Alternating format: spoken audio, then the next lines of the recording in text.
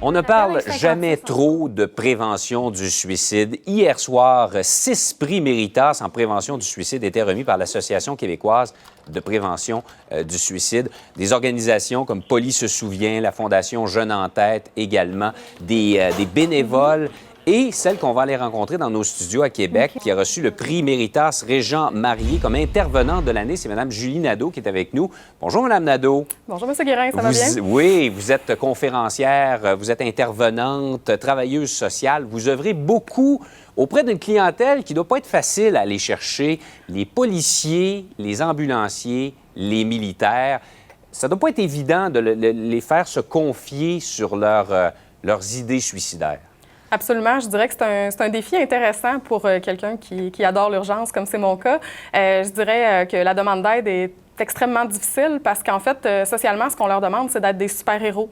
Puis à la fois, ce qu'on leur dit, c'est lorsque ça va pas, demande de l'aide. Fait que c'est comme deux messages qui sont un peu dans le paradoxe et avec lesquels ces intervenants-là ont à négocier jour après jour. Oui. Est-ce que ça fait 22 ans à peu près que vous travaillez avec ces clientèles-là. Oui. Avez-vous senti quand même que quand vous regardez ce qui se passait il y a 22 ans versus ce qui se passe à l'époque contemporaine, aujourd'hui, il y a eu une évolution des mentalités qui sont plus à l'aise d'en parler maintenant?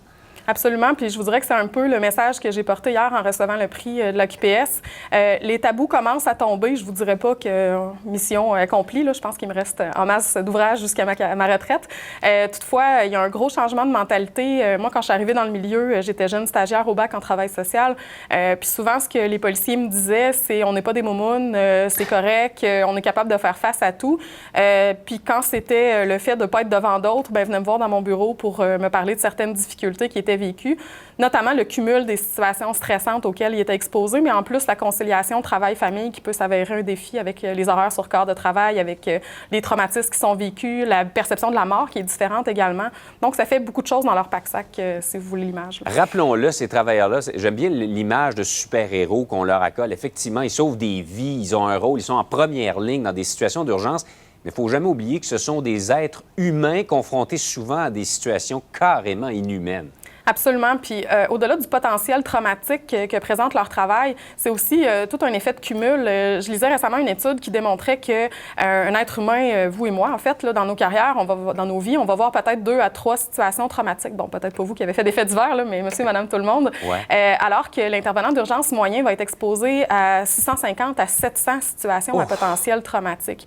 Donc, tout ça s'accumule. Puis je dis pas que chacun de ces événements-là va avoir une portée traumatique. Mais on a souvent tendance à penser que le fait qu'ils soient formés, ça fait en sorte qu'ils deviennent un peu rigides par rapport à ça ou déshumanisés. Je pense que c'est ça qu'on oublie également pour eux. C'est ça, parce qu'on se dit souvent, ces gens-là, il faut qu'il y ait une carapace, il ne faut pas qu'ils se laissent atteindre. Mais en même temps, c'est difficile humainement de se dire, moi, ça ne m'atteint pas, je ne me laisse pas atteindre par ça. Là.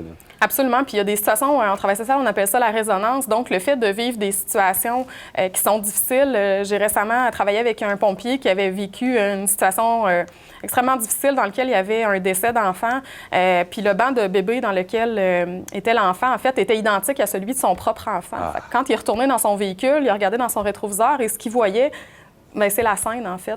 Fait que c'est ces situations-là qui sont extrêmement difficiles. D'où l'importance de mettre sur pied des programmes. Là, je travaille justement avec la coopérative des techniciens ambulanciers de Québec. Là. En fait, j'ai fait une petite interruption ce matin pour venir vous voir. On met en place un programme de pairs aidants afin que les ambulanciers s'aident entre eux puis puissent aller chercher un premier niveau de support qui est celui des pairs qui comprennent bien la réalité à laquelle le collègue est exposé. Bien, Mme Nadeau, merci beaucoup de donner une voix d'abord qu'on entend rarement, celle de nos travailleurs d'urgence, qui doivent être évidemment sans faille, mais qui ont le droit d'être humains. Et bravo pour le travail que vous faites auprès de ces gens-là. J'en profite pour rendre hommage à tous les gens qui ont reçu une distinction hier. Chacun de ces gestes-là sauve des vies, littéralement. Merci d'être venu nous voir ce Merci à vous matin. de m'avoir laissé ce petit moment.